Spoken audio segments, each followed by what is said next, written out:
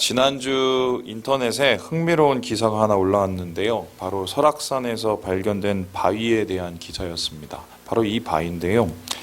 이 바위를 보시면은 이제 양양의 주전골 용서폭포에 올라가는 길에 이 바위가 있대요. 그런데 자세히 보니까 뭘 닮았다는 거예요. 저는 처음에 보고 뭐가 닮았는지 잘 몰랐는데 다음 그림을 보시면 좀 더 확연해집니다.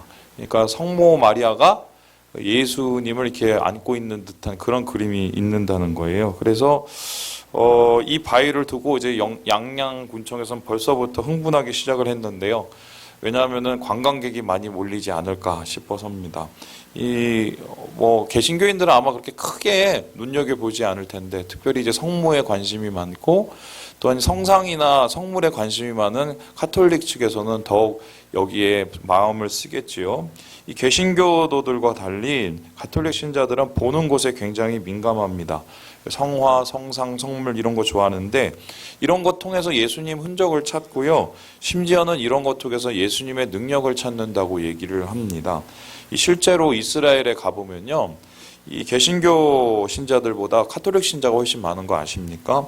왜냐하면 그분들은 이제 일생 한 번 꼭 해야 되는 일이 성지 탐방, 성지 순례라고 여기기 때문이에요. 그래서 이를 위해서 돈을 저축을 하고 또 평생을 이렇게 마음을 모아서 이 성지를 발견하게 되는데 가서 예수님 흔적 보고 만지는 것만으로 큰 축복이라고 믿습니다. 그리고 실제로 기적이 일어난다고 믿기도 하지요. 하지만 우리는 이것을 옳지 않은 행동이라고 생각을 합니다. 왜냐하면 성상, 성화, 성물 이것들은 자칫 잘못하면 우상숭배의 길을 열 수 있기 때문입니다. 우리가 찾아야 될 예수님의 흔적, 예수님의 표적, 예수님의 기적은 성상이나 성화나 성물이 아니라 바로 다른 것인데요. 예수님께서는 우리가 찾아야 될 예수님의 흔적을 다음과 같이 설명을 하셨습니다. 우리 같이 누가복음 11장 말씀을 읽습니다. 시작! 우리가 모였을 때에 예수께서 말씀하시되 이 세대는 악한 세대라 표적을 구하되 요나의 표적밖에는 보일 표적이 없나니. 당신이 하늘에서 온 사람이라는 걸 보여주세요. 당신이 메시아라는 걸 말해주세요. 당신이 뭔가 다르다는 것을 분명히 우리 눈에 확인해 주세요. 수많은 사람들이 예수님 주위에서 그 이야기를 했습니다. 심지어 예수님께서 기적을 나타내셨음에도 불구하고 계속해서 표적을 구하는데요. 이러한 무리한 요구들에 대해서 예수님은 뭐라고 얘기하셨냐? 나는 요나의 표적만 너희들한테 보일 것밖에 없다라고 합니다. 여기서 요나의 표적이라는 것은 다시 말해서 십자가를 뜻하는데요. 십자가에 달리셔서 사흘 만에 다시 부활하신 그 모습, 바로 이 표적이 너희들에게 보일 표적이며 너희들이 나를 찾아야 될 흔적이라고 말씀하십니다.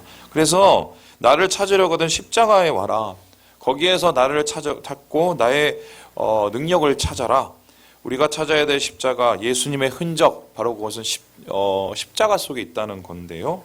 자, 그렇다면은 십자가가 왜 예수님의 흔적일까? 예수님의 흔적 속에서 우리는 어떤 모습을 발견해야 될까? 오늘 우리는 이 십자가에 대한 많은 정의가 있지만 본문을 통해서 조금 더 현실적이고 조금 더 구체적인 십자가의 모습을 보게 됩니다. 그것은 무엇이냐? 십자가의 이름이 바로 다른 뭐냐? 탓이라는 거예요. 탓. 우리 함께 35절의 말씀을 같이 한번 읽어보겠습니다. 35절입니다. 시작. 백성은 서서 구경하는데 관리들은 비웃어 이르되 저가 남을 구원하였으니 만일 하나님이 택하신 자 그리스도이면 자신도 구원할지어다 하고. 23장에서는 예수님이 십자가에 달리시는 과정, 그 길, 그리고 달리신 그 후의 일들이 잘 기록되어 있습니다. 그런데 예수님의 십자가 주위에 있던 사람들의 모습, 관리, 군인, 백성들, 그리고 두 행악자들이 있는데요. 이들은 모두 다른 상황과 다른 입장으로 살아가는 사람들이었습니다. 그런데 예수님의 십자가 앞에서는 똑같은 입장과 똑같은 반응을 하고 있었는데요. 그게 뭐냐? 조롱과 비난, 그리고 탓이었어요. 사실 예수님은 이들에게서 그런 조롱과 비난을 받을 만한 일을 하지 않으셨습니다. 그들을 비난한 적도 없고요. 그들의 것을 빼앗지도 않았고 그들에게 오히려 은혜를 주시고 선을 베푸시고 의를 나타내셨습니다. 하지만 사람들은 예수님의 선의를 보았음에도 그것을 누렸음에도 불구하고 악의로 갚았습니다. 그 이유가 무엇일까? 예수님은 그를 해치지 않았음에도 불구하고 그들은 왜 예수님을 말로 상처를 내고 폭력으로 해쳤을까? 여러분, 멀리 생각할 필요도 없이 우리의 오늘을 보면은 알 수 있습니다. 잇따른 연예인들의 자살, 그러면 그 뒤에 꼭 따라다니는 죽음의 그림자 같은 것이 있는데요. 바로 악플입니다. 악플. 여러분, 이 그림을 보시면 얼마나 우리가 심각한 상황 가운데 살고 있는지를 알고 있는데요. 악플은 일명 이 악성 댓글이죠. 우리 사회에 빼놓을 수 없는 병폐로 자리 잡고 있습니다. 그림에서 보는 것처럼 계속해서 증가 추세고요. 작년에 이 신고된 사건만 16,000건이 넘었습니다. 그러면 훨씬 더 많다는 소리예요. 그리고 제가 알기로는 올해 9월에 이미 16,000건을 넘었다고 하더라고요. 이 예전에는 악플이 철없는 아이들이나 청소년들 지수로 여겨졌는데 이 상황이 요즘에 많이 달라졌습니다. 이 옆 그래프를 보면요, 이 세대별로 이 악성 댓글을 단 사람들을 이렇게 추려놨는데요. 보신 바와 같이 10대들은 20대들은 점점 줄고 있어요. 반면에 무엇이 지금 대폭 상승하고 있느냐? 30대를 비롯한 40대 그리고 50대를 중심으로 악성 댓글이 계속 늘고 있는 것입니다. 그래서 여러분, 김가연이라는 그 배우 아시죠? 얼마 전에 자기 그 악플 때문에 80여 건을 고소를 했는데 그 악플을 단 사람을 만나봤더니 애들인 줄 알았는데 알아봤더니 20대, 30대가 대부분이었다고 합니다. 자, 그렇다면은 사람들은 왜 이렇게 남녀노소 불문하고 소위 말해서 좀 점잖으셔야 될 30대, 40대 분들, 50대 분들이 왜 이런 악플을 달까? 나쁜 행동인 거 알면서도 마구 비난과 조롱을 쏟아놓는 이유는 무엇일까? 이에 대해서 황상민 교수는 다음과 같이 말을 합니다. 같이 한번 읽어볼까요? 시작! 인터넷 댓글은 거르지 않은 감정이 마치 배설물을 배설하는 것처럼 표출되는 것이다. 논리적, 이성적 사고와는 상관없는 행위이며 댓글이란 자체가 감정적으로 배설할 여지를 주는 공간이다. 개인적으로 나는 댓글이 시궁창이라는 것을 알기 때문에 읽지 않는다. 여러분, 그 악플이 뭐냐? 한마디로 이분이 정의를 하기를 배설이라고 얘기합니다. 배설. 여러분, 우리의 몸에서 나갈 때 더러운 것들이 다 나가죠. 마찬가지로 우리가 누군가를 해서 비난하고 탓을 하고 누군가에 대해서 조롱을 하거나 악플을 다는 이유가 사실 그 누군가의 문제 때문이 아니에요. 우리 안에 있는 부정적인, 우리 안에 있는 이 전혀 도움이 안 되는 이런 감정들이 그냥 배출된다는 것입니다. 그래서 이 황상민 교수는 이 댓글의 공간을 뭐라고 그러냐, 시궁창이라고 표현해요. 시궁창. 그렇다면 댓글이 점점 늘어나고 있다는 뜻은 무엇입니까? 사람들의 감정이 그만큼 시궁창이 되고 있다는 건데요. 특별히 규제를 점점 함에도 불구하고 악플이 그치지 않는 이유, 사람들의 나쁜 감정이 점점 늘어나고 있다는 것입니다. 최근 들어서 이 악플이 점점 늘어나는 추세가 뭘까요? 힘들기 때문이에요. 살기가 팍팍하고 힘드니까 이 힘든 것에 대한 뭔가의 해결을 봐야 되거든요. 그런데 가장 쉬운 게 뭐냐면 익명성으로 누군가를 비난함으로 내 감정을 해결하는 것, 나의 이런 부정적인 것을 누군가에 대한 비난으로 뭔가 채우려는 이런 모습이죠. 그래서요, 이 비난과 조롱, 탓은요, 괴로움을 대하는 방식이자 실패에 대한 대처 방식입니다. 그래서 남을 비난하고 조롱하는 것은 일종의 인간의 속성이자 계속되어 온 이 인간의 본능인데요. 창세기 3장 12절에는 처음으로 비난과 조롱을 하는 사람의 모습이 나타납니다. 우리 함께 말씀을 읽어보도록 하겠습니다. 시작! 아담이 이르되 하나님이 주셔서 나와 함께 있게 하신 여자 그가 그 나무 열매를 내게 주므로 내가 먹었나이다. 야, 너희들은 다른 거 내가 다 주는데 저거 먹지 마. 저 선악과 먹으면 너희도 죽어. 그리고 그거 안 먹어야지 나를 인정해 주는 거야. 나 사랑하는 거야. 이렇게 하나님 말씀을 하셨어요. 그런데 아담은 먹었단 말입니다. 그래서 하나님께서는 이게 도대체 어떻게 된 영문인지 아담을 불러서 말씀하셨습니다. 왜 먹었니? 왜 먹었니? 여러분, 그랬으면 보통은 잘못을 했으면 보통 사람들은 아유, 제가 잘못했네요. 제가 실수했네요. 이게 먼저인데 아담은 뭐라고 얘기를 했습니까? 누구 때문에 그랬다고요? 저 여자 때문에 그랬다고 그래요. 근데 여기서 우리가 좀 되게 중요하게 보여야 될 표현이 뭐냐면 이 여자를 누가 주셨다고요? 하나님이. 그러면은 이 아담은 일종의 하나님한테 악성 댓글, 악플을 달고 있는 거예요. 하나님 때문에 내가 이렇게 됐다는 거예요. 하나님 때문에 내가 이런 감정 속에서 사로잡혔고 하나님 때문에 내가 이러한 이 죄를 지을 수밖에 없다는, 자기는 빠지고 죄만 남는 이러한 탓에 잠겨져 있는 것이죠. 그래서요, 자신이 힘들 수밖에 없는 이유를 여자 탓, 하나님 탓으로 돌리면서 이 비난의 조롱의 밑바닥에 책임 전가를 하고 있는 인간의 속성을 보게 됩니다. 그렇습니다. 그래서 이러한 이 비난과 조롱과 탓의 이 역사가 그 이후에 점점 더 늘어나요. 여러분, 제가 한번 질문해 보겠습니다. 네로라는 사람이 그리스도인들을 대놓고 막 죽였어요. 그 심지어는 뭐 사자 밥으로 던지기도 하고 어떤 때는 이 조명으로 이 그리스도인들을 산채로 태워갖고 거리를 밝혔습니다. 자, 그러면 이 네로라는 사람이 무슨 얼마나 잔인한 사람이기에 이렇게 그리스도인들을 대했을까? 여러분, 왜 이 사람이 이렇게 그리스도인들을 핍박했는지 아세요? 사람들이 그 당시에 이 정부에 대한, 또한 이 황제에 대한 여러 가지의 비난과 여러 가지의 악한 감정들이 있었어요. 그런데 그것들을 모아서 어떻게 해요? 한 희생양의 대상을 찾은 거예요. 그리고 그 대상에게 그 모든 것을 다 쏟아넣도록, 바로 그것이 그리스도인들이었습니다. 그래서 그리스도인들을 소위 말해서 무슨 이방 교도나 아니면 사람을 잡아먹는 식인종 취급을 해갖고 사람들을 앞에서 대놓고 핍박하게 만드는 거죠. 그 역사가 계속 이어지는 게 뭐냐? 독일의 히틀러가 유대인들을 죽인 건데요. 왜 유대인들을 죽였느냐? 그 당시에 독일 경제가 너무 엉망진창이었거든요.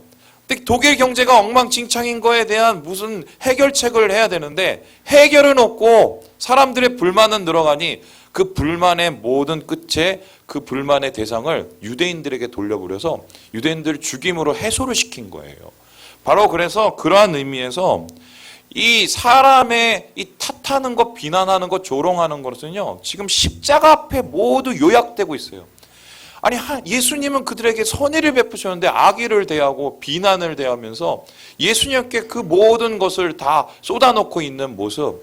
그래서요, 십자가는요, 사실 예수님 앞에서 사람들이 자신의 죄를 던지면서 그 책임을 전가하고 있는 대속의 모습이라고 해도 과언이 아니겠습니다. 자, 그렇다면은 십자가는 탓이다.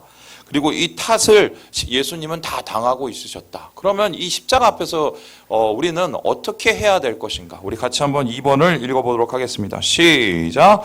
탓을 멈추면 예수님이 보인다.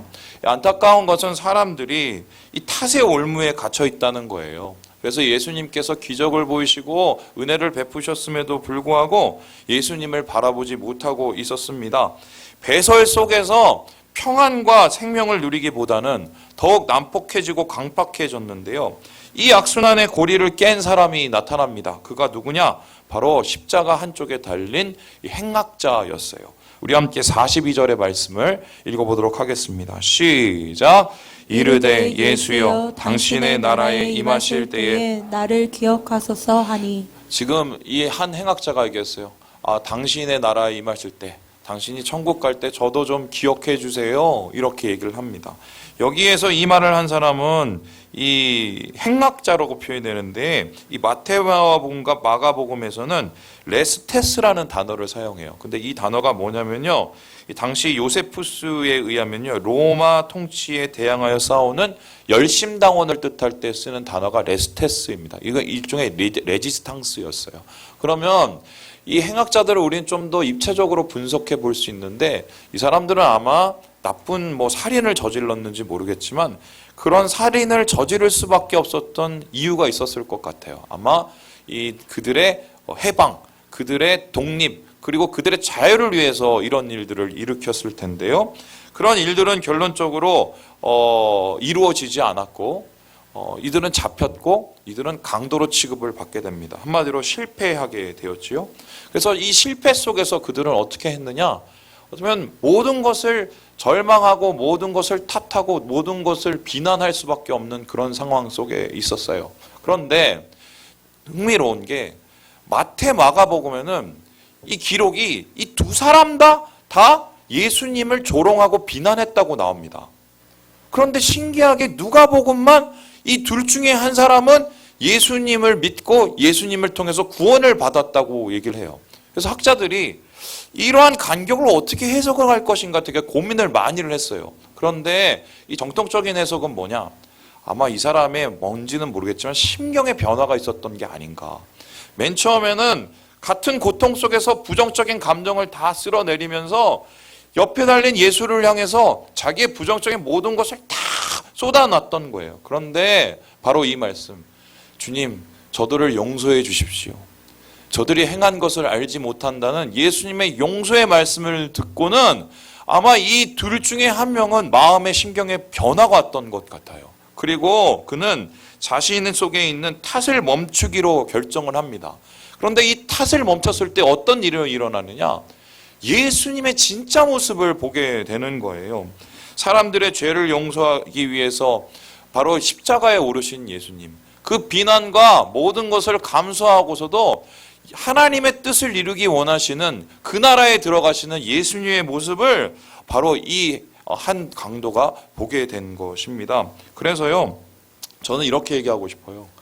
비난이 일반인 세상, 남을 죽여야 내가 사는 세상, 남을 뜯어 먹어야 내가 먹는 이 세상에 우리가 살고 있지만 그 비난의 늪 속에, 그 탓의 늪 속에 우리가 빠지기 시작하면요, 절대로 예수님이 보이질 않습니다.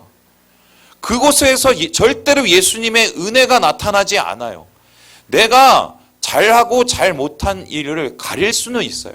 시시비비를 가려서 뭔가 내가 더 잘하고 뭔가 내가 더 옳고를 판단할 수는 있어요. 그런데 확실한 게 뭐냐? 그런 판단과 그런 이 결론 끝에는 결코 평안은 없습니다. 예수님은 없어요.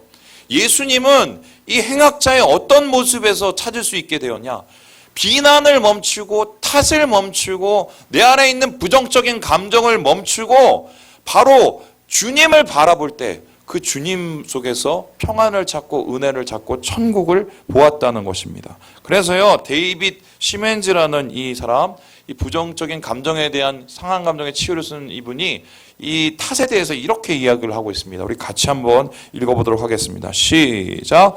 탓은 우리의 시선을 더 이상 돌이킬 수 없는 과거의 모습에 고정시킨다. 변화불능에 지나간 사건들에 집착하게 함으로써 우리의 에너지를 소모시킨다. 현재의 실상과 미래의 희망을 바라볼 힘을 빼앗는다. 그것으로는 닫혀진 문을 절대로 다시 열 수 없다. 잊혀진 날도 흩어진 꿈도 절대로 회복할 수 없다. 두 사람 다 똑같은 상황이었어요. 두 사람 다 똑같은 죄를 짓고 두 사람 다 똑같은 고통 속에 있었어요. 하지만 한 사람은 그냥 그러다가 죽었고요. 한 사람은 천국을 봤어요. 그 이유가 뭡니까? 이 탓의 무덤에서 벗어났기 때문이에요. 그리고 현실의 실상을 바라보고 미래를 바라볼 수 있는 힘이 열렸기 때문입니다. 저는 오늘 여러분에게 이 말씀을 전하면서 이제 진짜 얼마 안 남았거든요. 2019년 얼마 안 남았어요. 저에게 하나님께서 계속 말씀하시는 게 좀 털고 가기를 원하신다는 말씀 주시거든요. 탓을 멈춰야 주님이 보여요. 누군가에 대한 이 부정적인 감정이 그게 옳고 그르건 간에 그거 내려놔야 하나님 은혜가 보이거든요. 그래서 오늘 말씀 속에서 탓을 멈추고 주님을 바라보면서 말을 했어요. 주님, 하나님 나라에 들어갈 때 저를 좀 기억해 주세요. 이 한마디가 이 인생을 완전히 변화시키는, 이 인생의 결론을 완전히 변화시키는 것을 우리는 보게 되는 거예요. 그래서 우리가 탓을 멈추는 것이 얼마나 중요한 것인 것을 다시 한번 깨닫게 됩니다. 자, 세 번째로 오늘 본문 속에서 찾는 이 십자가의 흔적은 무엇일까? 우리 같이 한번 읽어보겠습니다. 시작. 탓을 넘어서면 구원이 열린다. 탓을 넘어서면 구원이 열린다는 소리예요. 무슨 소리냐? 우리 함께 43절의 말씀을 읽어보겠습니다. 시작. 예수께서 이르시되 내가 진실로 내게 이르노니 오늘 내가 나와 함께 낙원에 있으리라 하시니라. 여러분, 예수님은 잘못한 게 없는데 비난을 받으셨습니다. 이유가 뭐냐? 바로 이 이름 때문인데요. 사람들은 예수님을 택하신 자, 그리스도, 유대인의 왕이라고 불렀어요. 그 이유가 니네 이름값도 못하는 사람 아니냐. 한마디로 예수님의 무능 때문에 예수님을 조롱하고 비난을 했습니다. 그런데 여러분 생각을 해보세요. 이러한 모든 비난이 쏟아지는 가운데 예수님이 그걸 다 견디셨거든요. 그런데 만일에, 역사에 만일은 없지만 만일에 예수님이 이 얘기를 듣고 더러워서 야, 내가 이거 못하는 줄 알아? 내가 이거 십자가에서 못 내려오는 줄 알아? 내가 능력 없는 줄 알아? 이러고 갑자기 손을 탁탁 털고 내려왔고 야, 니네 다 이리 와. 이러셨으면 어떻게 됐을 것 같아요? 예수님은 능력자가 됐을지 몰라도 구원은 없습니다. 우리가 십자가를 통해서 구원을 받을 수 있는 이유는 무엇인가? 예수님께서 비난과 조롱을 다 받으시면서 그곳에 그냥 계셨기 때문이에요. 그리고 그 비난과 조롱을 참으시면서 끝까지 견디셨기 때문에, 한마디로 무능해지셨기 때문에 우리가 구원의 능력을 얻게 된 거거든요. 여러분, 그렇습니다. 예수님이 무능할 수밖에 없던 이유, 우리에게 능력을 주시기 위해서, 우리에게 구원의 능력을 주시기 위해서 그런 것입니다. 그래서 저는 오늘 이 말씀을 보면서 좀 떠오르는 게 하나가 있었어요. 뭐냐면 제 지난 그 사역의 모습이었어요. 제가 저희 교회 오기 전에 그 강남에 있는 한 교회에서 이 청년부를 섬겼는데요. 그 사역이 행복하지만은 않았어요. 그 이유가 뭐냐면 이 청년들이나 혹은 이 아이들 때문에 힘든 것은 기쁨과 사명으로 잘 감당을 했는데요. 저희 위에 죄송해요. 제 생각엔 되게 못된 목사님이 한 분이 계셨어요. 담임 목사님은 아니시고. 근데 이제 이 분이 제가 그 교회에 들어간 날부터 저를 괴롭히기 시작을 하셔서요. 그래서 어떻게 괴롭히기 시작하셨냐면 되게 유치하게 괴롭히셨어요. 이런 겁니다. 목사님이 10시에 모이라고 해놓고는 저한테는 11시까지 오라고 그러면 제가 갑자기 11시에 가면 저 혼자만 뻔쩍하게 있고, 갑자기 빨리 퇴근하고 나면은 제가 해야 될 일을 그분이 대신하고 있고, 그리고 목사님이 물어보시면 먼저 가고 제가 어쩔 수 없이 합니다. 이런 말도 안 되는 일을 당했어요. 그리고 심지어는 어떤 일을 당했냐면 죄송해요. 그냥 들으세요. 네.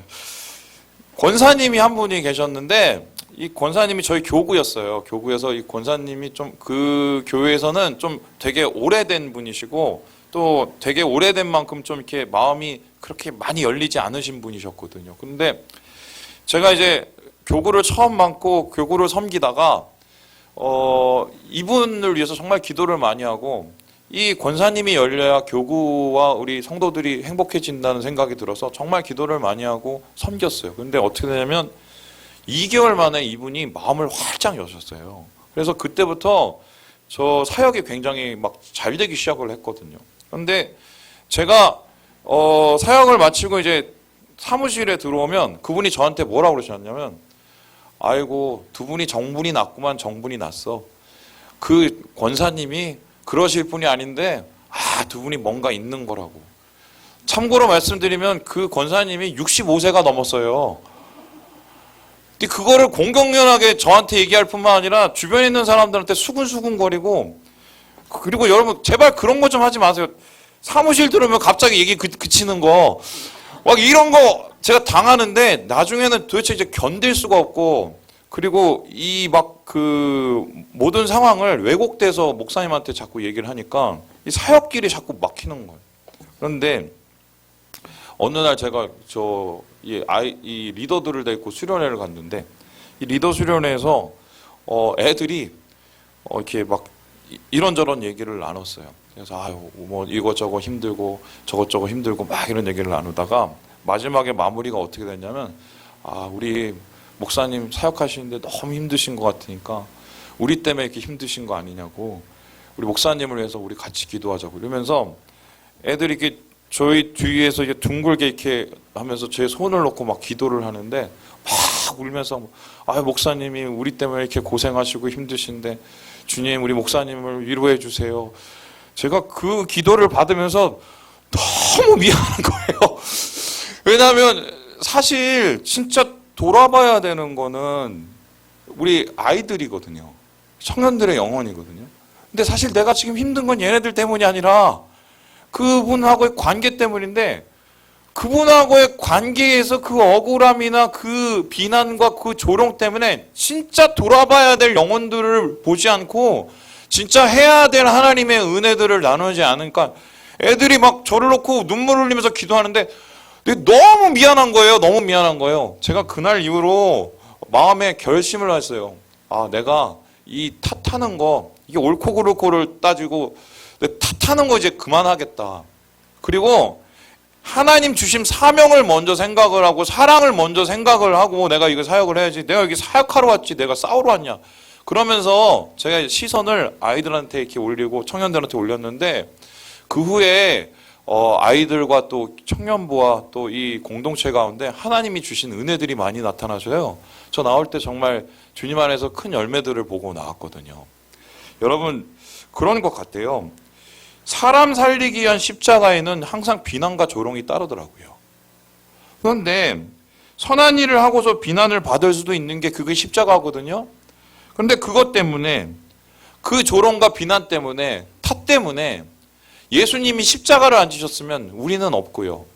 그리고 오늘 우리가 어떤 것에 대한 탓과 비난과 조롱 때문에 주의 일을 우리가 포기한다면 하나님의 역사는 이루어지지 않을 것 같아요. 그래서 저는 여러분에게 이렇게 얘기를 하는데요. 구독이 무서워서 장 못 담그나요? 탓을 멈추면 하나님 안에서 구원이 열려요. 우리가 이 2019년 살면서 우리의 마음을 짓눌렀던 수많은 관계들이 있을 거예요. 아유, 목사님 난 이래서 못해요. 목사님 난 저래서 못해요. 난 목사님 때문에 못해요. 이러신 분도 있을 거예요. 하지만 중요한 게 뭐냐? 그거는요, 결론적으로 아무 일도 일어나지 않는 결론이에요.